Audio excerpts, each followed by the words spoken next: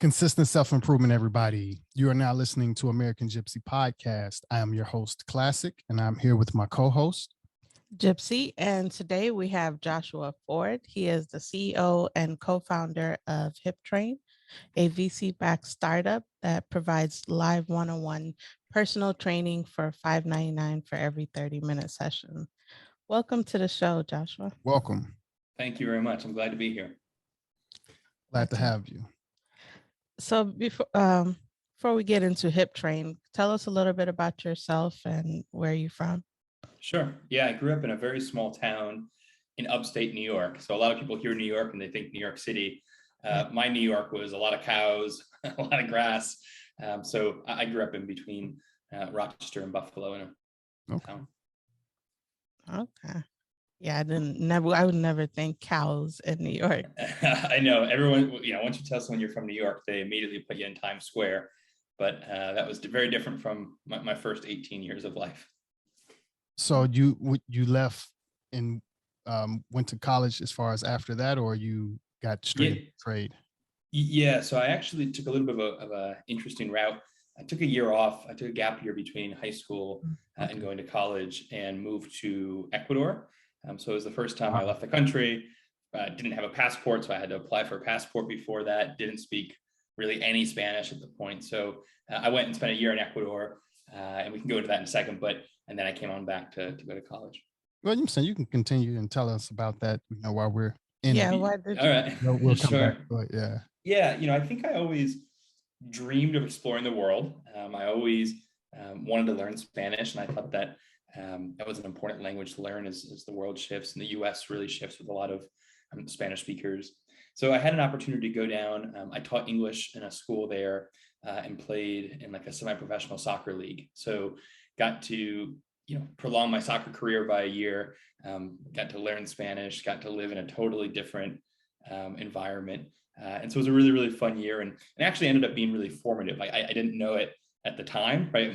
I think most people kind of go through life and you look back, you're like, man, that was really impactful in my life. And I think for me, Ecuador maybe was the most impactful decision that I made in my life, because it really did alter everything that I've done, including HipTrain.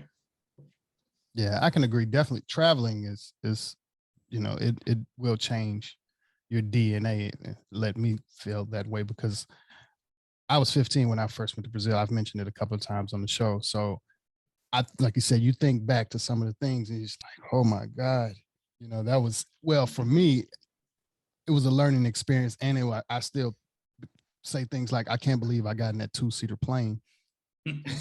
Those types of things, when I was in Brazil. Yeah. And I was only there for a month, but it's something that it definitely changes your life. And it is, I recommend that, everybody should travel at a young age, not just, when you get older and have time for vacation. No, the younger you are when you can travel, it changes you, and it helps to, open up a lot of things.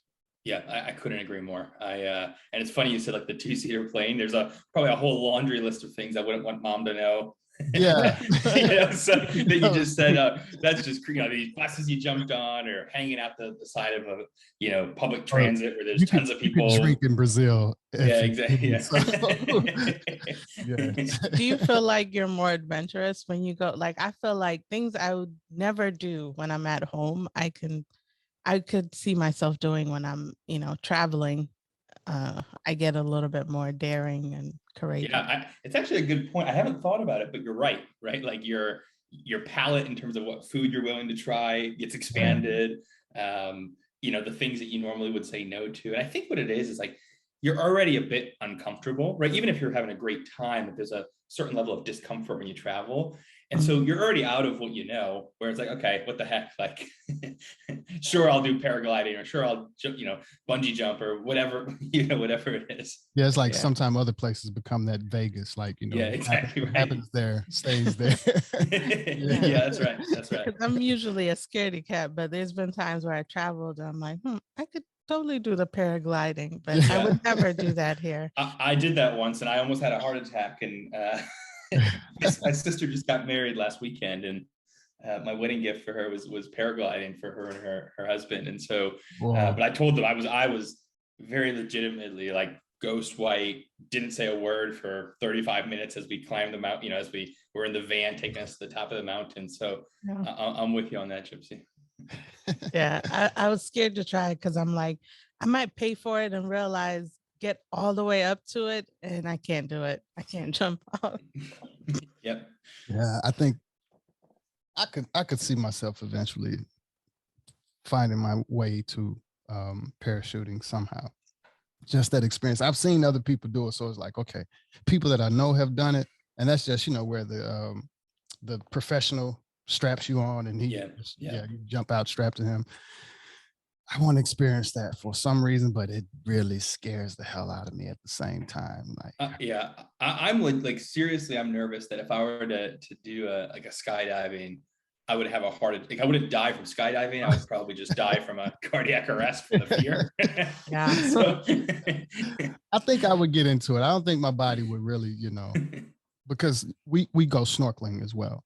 Okay. So we swim in the ocean. So that's a different level of getting past fears that a lot of people probably don't know. When you swim in the ocean, yeah, that is, and once you can get comfortable just going out there past the wave, and now you're just out there in blue. Yeah. And what do they say? 3 feet. Once you're in 3 feet of the ocean, you're in, the complete wow. Basically. Yeah, that's right. So what inspired you to start HipTrain? Yeah, I think for me, well, one thing I didn't mention about where I grew up is both my parents were teachers. And so, I think they really instilled in me a love for learning, and not always like formal learning, but just learning education in general. Yeah, just in general. And so one of the ways that manifested itself was really wanting to learn about the body and how the human body works. And, part of that was because I played sports, but also it was also just like a curiosity. One of the things that I saw, particularly in the beginning of the pandemic, was just that people really felt isolated. And I think the pandemic led to further isolation. But I think that even before the pandemic, a lot of people felt very lonely, right? And for a lot of different reasons. But so when we started HipTrain, we were trying to solve a lot of different issues, right? We wanted to, like, at the very core of what HipTrain is, and what we say internally with our employees, is that HipTrain is all about connecting two humans to accomplish their goals. Full stop, right? That's really what we care about. That's what drives us every single day. And so we started HipTrain because we realized that in order to hit your goals, and everybody has different goals, right? So that could be, I'm working out for mental health issues, right? And it helps de-stress me. It helps me with my anxiety. And I would actually put myself in that bucket, right? Where working out is actually mostly for me about my mental health. I mean, it's great for my physical health, but it's more so on the mental health side of things. Some people want to gain muscle mass. Some people want to lose weight. Some people want to gain weight. Some people want to, become more flexible. And so we started HipTrain so that you could get paired with a certified trainer and jump on something just like this, where it's live, it's one-on-one via video. You get the same trainer every single time. And I think the most important thing for us is that it's affordable for everybody, right? Like, there are drinks at Starbucks that cost more money than a 30-minute session with HipTrain, right? I mean, most drinks, I think, at Starbucks cost more money than a HipTrain session. And so we really wanted to help people hit their goals, whatever those goals may be, and pair them with a professional, right? Somebody who can help them and help them both with the physical side of things, but also just the accountability, right? Like, that's the biggest thing. I think when we talk to our members, the number one thing they mention is how much of a help it is just to have somebody out there who you have a relationship with in terms of staying accountable to whatever their goals are. Yeah, I think that's, you mentioned a couple of things there that kind of, I've always wanted personal training, but then it's super expensive and not affordable. So I'm always like, okay, maybe a different time. Well, after we finish recording this podcast, gypC, you and I are going to talk offline. We're going to get you a personal trainer. So we're gonna figure that out right after this one. That's great. Appreciate that. So how is it with, have you had I guess the feedback with dealing with someone physical versus virtual? Yeah. what are some of the feedback or the differences in some of the results with that? Yeah, well, it's a good question. I think a lot of people are hesitant up front where they say, oh gosh, I don't like, I want to be in person with someone. And then what we hear over and over and over again from folks is like, oh gosh, like that is a really effective workout, right? And the cool thing about this is you don't need to belong to a gym. You don't need to have a ton of equipment at home. You just need to bring your body, right? Like if you have a yoga mat, great, bring some water and bring yourself, right? And of course, if you have resistance bands, if you have machines, if you have weights, if you're a member of a gym, you can absolutely do this from your gym. But we've tried to make it so that it's accessible for everybody, and there's not these like massive costs up front of getting ready that discourage people and kind of put barriers up to starting out. Okay. Is it some of the workouts more weight related or just more in-house type of Yeah, category it's aesthetic? literally based on whatever you have, right? And what your goals are too. So for me, I do a lot of kickboxing just 'cause I think it's fun. And I think it almost feels like you're not working out and you are working out. So, I'm just throwing punches in the air, right? And there's no equipment there. But we have some people who do Pilates, we have some people who do yoga. We have some people who do weightlifting and they're either at a gym or they have their weights at home. So really whatever you want, our team will pair you with a trainer with that expertise, right? So, not all of our trainers are certified in yoga, right? So if you want to do yoga, we'll make sure that you're paired with someone who is certified and knows yoga. And then, yeah, it's really just based on the equipment that you have or that you don't have. It's probably less excuses when it's virtual too, right? Like Yeah. you're gonna miss the gym if you have a lot more excuses to miss the gym if you have to go through traffic or you have a different schedule. But if you're at Yeah, home, 100%. Like if it's raining outside, doesn't matter, yeah, right? If gas is expensive, doesn't matter. If if there's traffic, doesn't matter. Like they're really like that. That list of blockers starts to go away. And there was a really interesting study done around. It was in the UK actually, but it looked at people who go to the gym versus people who don't go to the gym. What they found was if you live more than 4 miles away from the gym, like your likelihood of going on a regular basis fell like 80 something percent, right? wow. And it's exactly what you said. Like, I just don't want to sit in traffic. I don't want, and I think we've actually found that we have a lot of people who have kids and have kids at home that really like doing HipTrain because they don't need to get a babysitter. They don't need to like bring their kids to the gym. They can literally do the workout with their kids in the next room playing or in the same room playing. And it just like simplifies their life and again simplifies their cost. How does the matching process work? Like, is it app based or is it like you talking to someone and getting Yeah. the perfect trainer for you? Yeah, good question. So when you sign up, you'll do a form and you'll tell us, what your goals are, what you're looking for in terms of an instructor. And so when I say that, I mean, like, do you want a tough love boot camp instructor? Do you want unconditional love? Do you want someone who's very energetic? Do you want someone who's a little bit more low key? And so our team of humans will read that form and they'll cross-reference it with all of the information that we have on our trainers. And then they'll pair you according to what you've asked for. And of course, if it's not the right fit and you feel that, maybe this is not the one for me, we're always happy to repair you with someone else. But I would say probably 99.9% of the time, our concierge team gets it right. Okay. For our listeners that are trainers, how would they, if they're interested in becoming a part of a program, something like this? Sure. Yeah. If you just go on our website, it's just hiptrain.com, HIPTRAIN.com. You'll see there's a little area for trainers to go in and they'll fill out a form too, and they'll tell us about their expertise. And then we have a process to, we make sure that they're certified as well as they go through our selection process to make sure that every single member gets a really incredible experience. But yeah, for trainers listening, just go on the website and you can sign up under the trainer part. Okay. So was this always like your passion as far as fitness and this line of business? Well, I think personally, I was always really interested in fitness and I always enjoyed working out. It wasn't what I've always done in my career, right? I've worked at a bunch of different startups. I worked at Uber. I worked at a company called Candid, which helps people straighten their teeth for a fraction of the cost of Invisalign.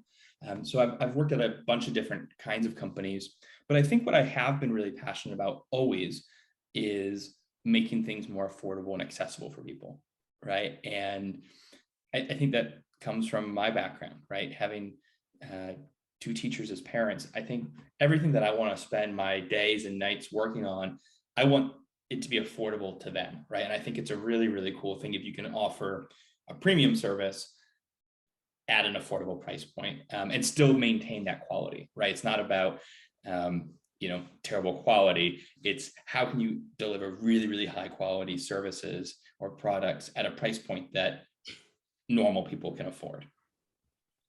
To kind of touch on the, I guess to go back on the Uber thing, a couple of things that I remember you mentioning. You mentioned that as far as people were lonely before the pandemic, Yeah. that was one thing. And I also have about 3,800 rides with Uber out here in Los Angeles. And I know that you're on the other side of America in New York. What I know they've changed some things. People are lonely here before the pandemic. And that was when I was driving Uber. They were long passengers that was a learning experience. Like I said, I can look back on and see that people were lonely in their own lifestyle or in their own circle. And that's in LA. In New York, what is the experience like as an Uber driver? And is it, I guess, is that something that you got from people in New York? Are people in New York just as lonely in their life as people out here in, because we know that California has a certain vibration and move and party life, dating life of its own. So we're on two different opposite sides of it. Well, I mean, I think California is a beast of itself, but I think New York's also its own unique kind of animal. And I think, I think that really people are lonely. Unfortunately, I think people are lonely everywhere, right? And I think in New York, you have a lot of people that move here from around the world, and that's part of what makes New York such a special place, right? Is you just have this true melting pot of people from everywhere. And when I say everywhere, I mean, of course, geographically everywhere, but also just different walks of life, right? You've got people who, are trying to be the best in their field, but in all different types of fields, whether that's a chef at a restaurant, whether that's a writer, actor on Broadway, an athlete in in a professional sport. So there's so many different paths that people are on here in New York. But I think that it can be a very lonely city, right? And you have people coming in and out. It's a very, very big city, so it's, you see all the people, but I think a lot of people do feel very alone in that, and they don't really have the connection. And, most people are not here with their family, especially if they've moved from somewhere else, right? They don't have their immediate family or their extended family with them. And so I think that, unfortunately, I think loneliness, whether you live in a big city, you live in a small town, or you live in the US, or you live somewhere else, I think that it's a big issue. And, there's a lot of studies that have been happening now around what that does to your physical health, right? Like being lonely leading to a decrease in life expectancy. Wow. That was, just something I wanted to, Has Uber to Uber drive. Has the last 2 years changed your business, whether it's positive, negative? Well, we actually started HipTrain back in October of 2021. So we weren't around from the very beginning. So we're relatively new. Now, we've done about 10,000 sessions since we started. So we've grown really quickly. And, I think, again, if you can deliver really high quality at the price that we are, you can, people are going to get really excited about that. But, we have seen even in the last 3 or 4 months, as the world has opened up a little bit more and people have started to, live a more post-pandemic life. We were concerned, are people going to just stop working out at home? Are people going to, not want to do things virtually anymore? And we've actually not seen that at all. In fact, we've just grown bigger and bigger during that period. And so, but some people are taking us to a gym now, right? Where in the beginning, gyms were mostly closed. And so that wasn't an option. So we definitely are seeing, some consumer behavior change a little bit around, people taking us with them wherever they go, or, working out in a hotel room. And that's one of the other cool things about remote is you can be on the road, you can go visit your family, you can go on vacation and still have your training session, which, you wouldn't be able to do in a physical environment. I didn't think about that. Yeah, that is a great idea. No excuses. Exactly right. Yeah. And I think like the other thing is you really do, and this is, I know, like for me, the biggest thing that keeps me working out with my trainer on HipTrain is I don't want to let her down.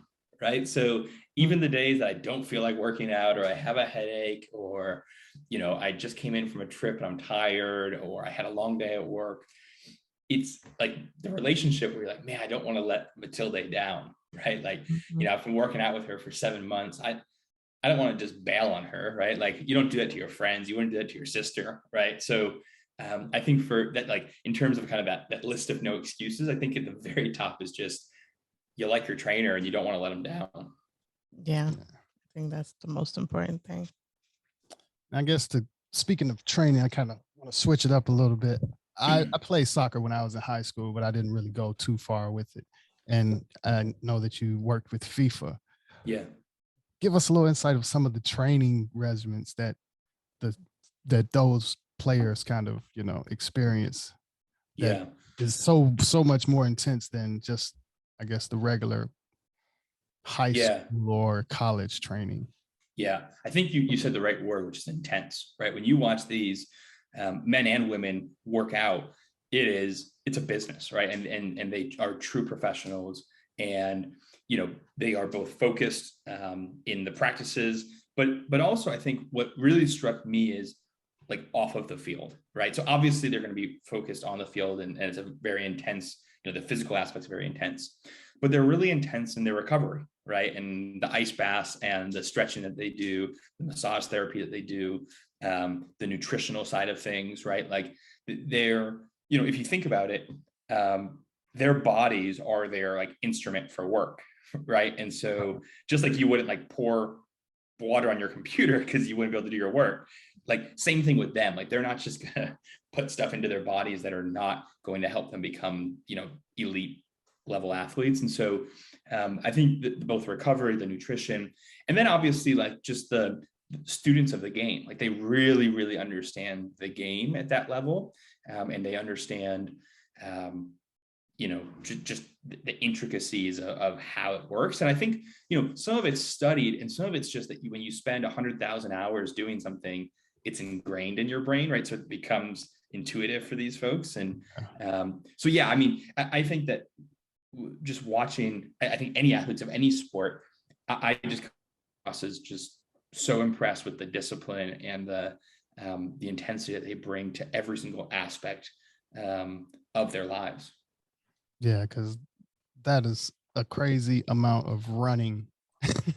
Yeah, and it's amount of time. And that's the thing where, like in high school, I mean, at least in my high school, our league, you could substitute freely, right? So you could run really hard and substitute. Like in the professionals, you only get 3 substitutes a game. So that means, of the 11 people on the field, 10 and a goalie, 7 of those people are not coming off the field, right? They are running for 90 something minutes, right? And they get halftime to rest a little bit. But, I remember thinking that like when I went and I played in Ecuador, that was the biggest thing for me, was just like, oh my gosh, I don't get to play really hard for 15 minutes and then sit for 5, right? Like that doesn't work anymore. Like, and then come back in. If you get taken out, you're done. Like you can't come back in. Yeah. And the team only has so many substitutes. And so I gained a ton of respect for kind of players when I had to live that, and was just like, oh my gosh, like the level of endurance is probably 4x what you needed in high school. Yeah, I grew into loving MMA and stuff like that. I don't, as far as train or anything, but watching, I'm a big fan of it. And I have a huge respect for even those fighters. And that was one of the things that that they mentioned, that they're like one of the hardest training, some of the hardest training athletes. Yeah. In some of the sports. Do you think is that accurate? Well, I've never done MMA, but I have done boxing and kickboxing, and I haven't fought, and got hit or anything, but just trained Training, and yes. it's exhausting, right? Like it is a full body workout, right? Your abs hurt, your shoulders hurt, your arms hurt, your legs hurt, like literally everything hurts. And actually we've got some MMA fighters who are trainers on the HipTrain platform. Nice. And it's really interesting to like train with them, because you just realize, I mean, all of our trainers obviously are in pretty good shape, but they are at an elite level. And just the, it's that mix of like strength, but also quickness, and also being able to hang in there in the ring or the octagon for, the entire time. And that's a very unique blend of athleticism. Yeah, I have a lot of respect for it. So what's your favorite soccer team, and who's your favorite player? Ooh, that's a good question. So I'm a big Barcelona fan, and like I was growing up, of course, in like the Barcelona glory years. And so, the Barcelona of today is a little bit different than we were very spoiled for, 15 years. Favorite player. I always probably love like a center midfielder as like the position that I really key into. And so, I think Zinedine Zidane was great. I think I loved Andres Iniesta, who played for Barcelona and on the national soccer Spanish team. So pretty much all of those guys I love. I'm out of my soccer circle. I used to play FIFA all the time. And, but it's been a couple of years. I got annoyed with the game in general because, I play online, somebody will score, and then they keep the ball in the backfield. Yeah. And it absolutely, it got me one day, and I was just like, all right, I'm done with the game. And I haven't been back the same. But oh man. But Real Madrid, of course, was my team for a long time. I can't say I really have a favorite player because I've been into MMA after that, after it was like, all right, I have to pick a sport because of time wise. I can't, like everything or want to play or, be involved. So it was like, all right, I'm gonna go with MMA, let all the other sports slide away, and just started focusing a lot on just, being more of an MMA fan and picking those sports wisely as a business person. But, I can't say I have a favorite soccer player. Brazil has always been my favorite international team, of course, because I was so exposed to them at a young age. But they are a fun. The Brazilian team, I will say, their style of play is the most fun to watch, right? Like the joy that and like just, I mean, you saw this in Brazil, and I was in Brazil a little bit with FIFA. The joy that people play, like they have like a phrase in Brazil called "joga bonito," which is like play beautifully, right? And so it's not so much like play hard, play fast. Like that would be like the American or the German way of kind of, they play hard, play together, play fast. And the fact that like Brazil just play beautifully is, I think, really indicative of how they play. And it's just fun to watch them warm up. It's fun to see, like, for them, it's just as much art as it is sport. And I think that's really cool in Brazil. I think they put dance in with it, Yeah, exactly right. Ronaldinho sometimes, how he, the ball, and it's like you can see a mix with his dance and his body movement with his. Yeah, exactly right. Yeah, if you just take away the ball and put him in a club, like he's I think that's the culture in general, because even Anderson Silva, when he's in octagon, he kind of does a little. So I think that's just part of the culture, like you said, do it beautifully, and I think just ingrained in there. Yeah, it's a good point. You're right. I think and I've worked a lot with Brazilians, and I think it is just part of who they are as a people. And it's something I really admire, actually, right? Where it's that joy of life, that joy of aesthetic, I think is really cool. Yeah. Putting the fun in with the work as well. Yeah. Exactly. Yeah. And that's results of your skills if you can dance and do it at the same time. Yeah. But before we get ready to close it out, for our audience, again, let them know the links and everything where they can find you. Sure. Yeah. So if you just go on hiptrain.com, HIPTRAIN.com, or on Instagram, HipTrain Fitness. And one thing I didn't mention is, if you sign up right now, you get a free first week. We're not going to ask for your credit card. There's no commitment. And so it's really a great way if you want to just ease in and see if it's for you. It's a pretty easy way to do that. Joshua, it's been a great conversation. I've Yeah. definitely learned a lot. I appreciate the information you've shared with us Sure. and your time and coming in and talking with us as well. Well, thanks for having me. It's been really nice to talk. Appreciate it. Thank you to our listeners. Thank you to our viewers. Thank you to the subscribers. Thank you to the people that are donating. Thank you to everyone that has been supportive of American gypC Podcast. And you can find us at americangypsy.com. We have all the episode audios, videos, guest information, links to our merch, consistent self-improvement merch at luamli.com. And we also have music at Classic, KLACCIK, CARPENTA. We have cello music, some instrumentals, and also some stuff with some vocals.